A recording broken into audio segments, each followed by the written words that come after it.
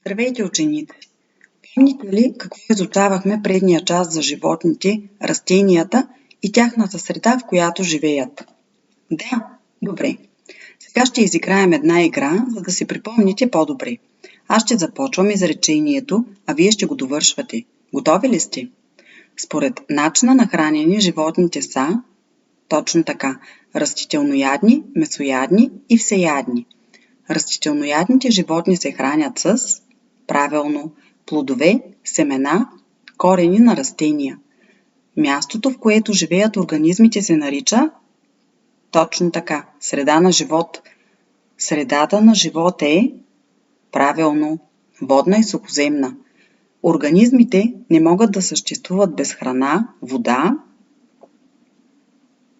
Точно така, въздух и подходяща температура. В устройството на организмите има различни особености, наречени, внимавайте, правилно, приспособления. А сега погледнете към дъската. В следващата игра, която съм ви подготвила, трябва да поставите животните и растенията на вярното описание. Аз ще го прочитам, вие ще ми казвате отговора и аз ще ви поставям отговора на правилното място. Готови ли сте? Живее в горещи места, издържа до 1 седмица без вода. Кой иска да отговори? Сашко? Правилно, това е Камила. Може да вирее в горещи и сухи места. Криси? Точно така, това е кактус. Има гъста козина и е всеядно животно. Диди? Правилно, кафява мечка. Обитава среда, в която е много студено. Митко? Правилно, морж. Има ципи между пръстите, които й помагат за придвижване във водата. Кой ще отговори? Натали? Правилно, това е патица. Има защитна окраска и живее във вода и на суша. Ива? Правилно, жаба. Браво! Поставихте всичко на правилните места и си припомнихте изученото от предния час. Знаете ли, че има растения и животни, които живеят във водата? Днес ще се запознаем с организмите, обитаващи водата. Отворете тетрадките си за работа в клас, оставете 2 празни реда и запишете работа в клас, дата и заглавието на новия урок „Животът във водата“. Готови ли сте? Реките, блатата и езерата са място за живот на много организми.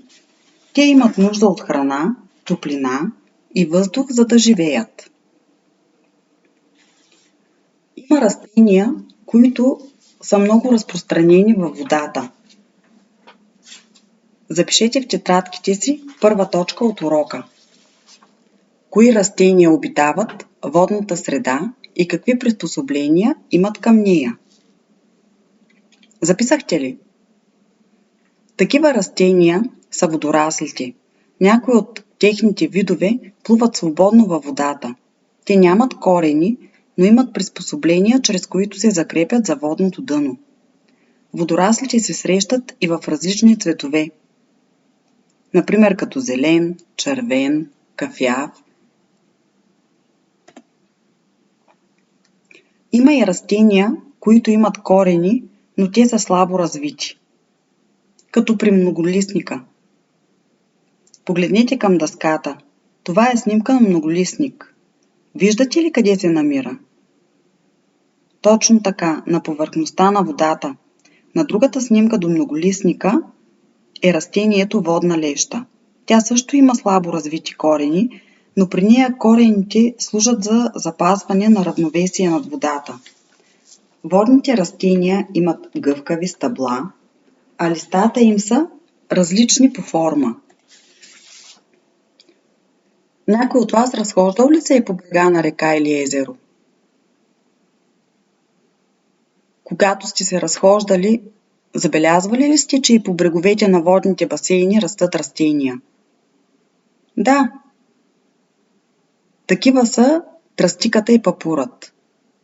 За да виреят в тази среда, са снабдени с приспособления под формата на въздушни каналчета, които се намират в техните стъбла.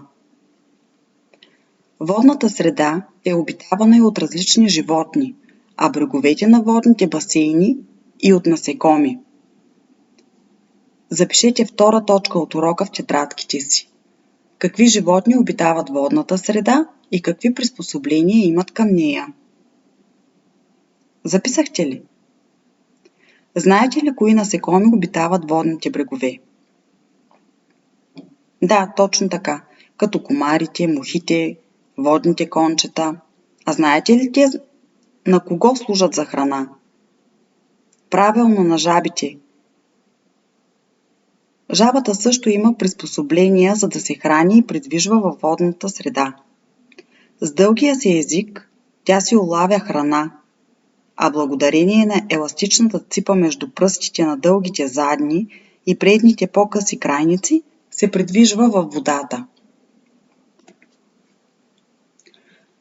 Някой от вас виждал ли е водна патица?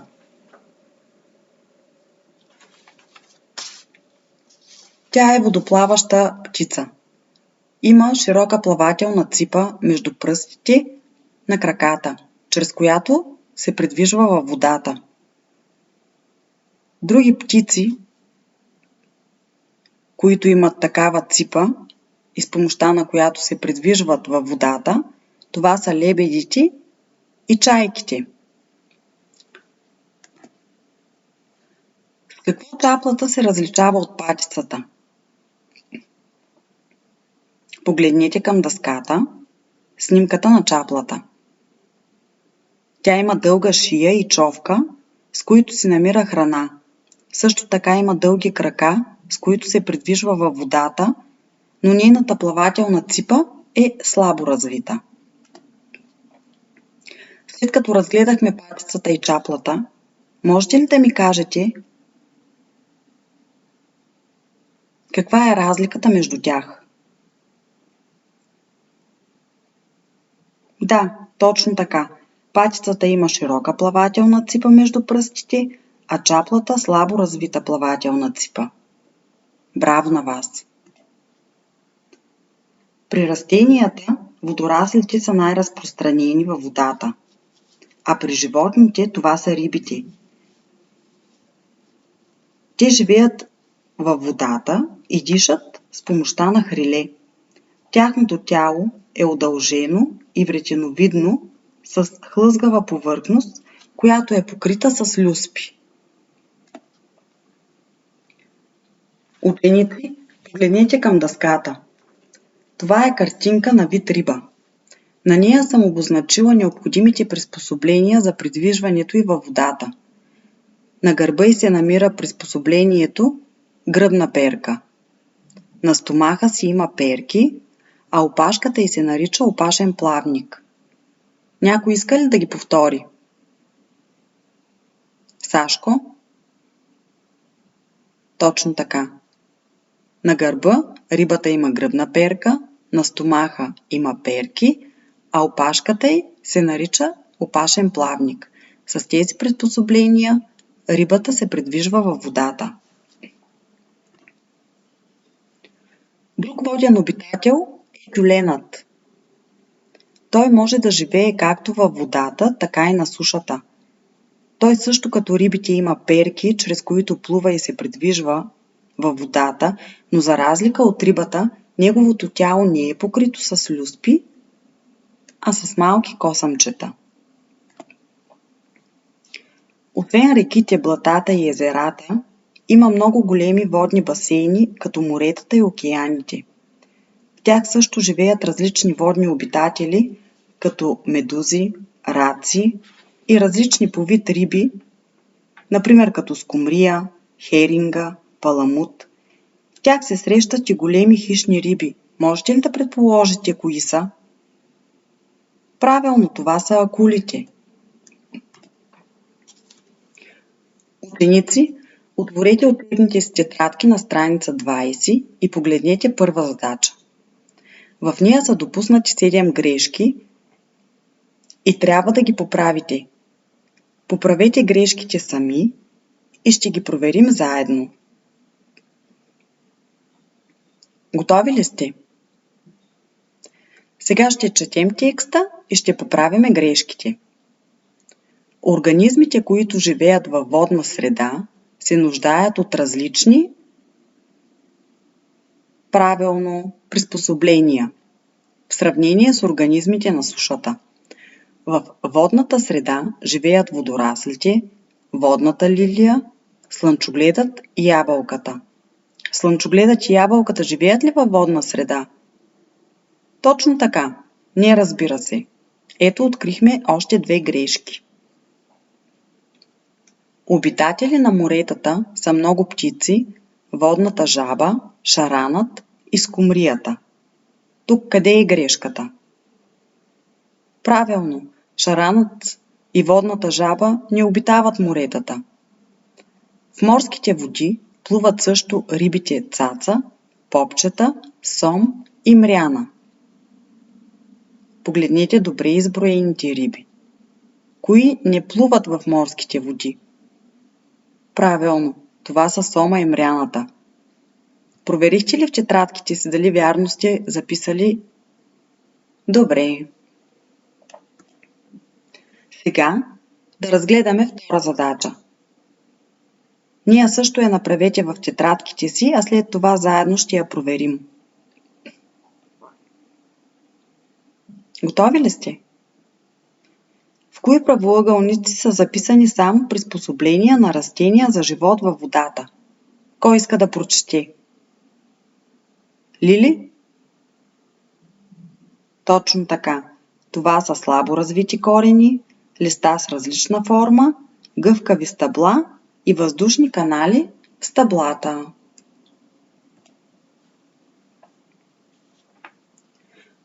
Ученици, какво научихме в днешния урок? Кои са растенията, обитаващи водната среда? Кои са?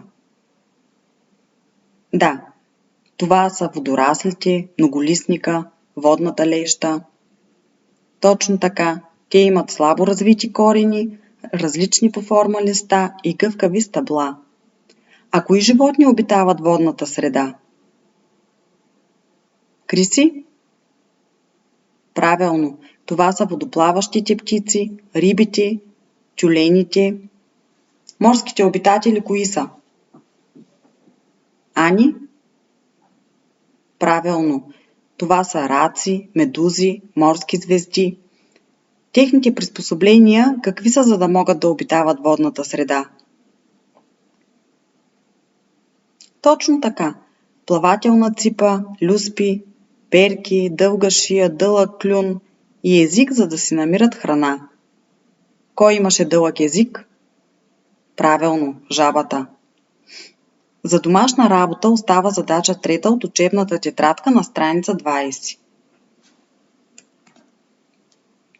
Ученици, днес се справихте отлично с игрите, задачите и въпросите към урока.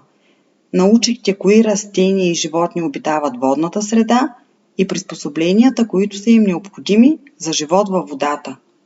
Благодаря ви за вниманието!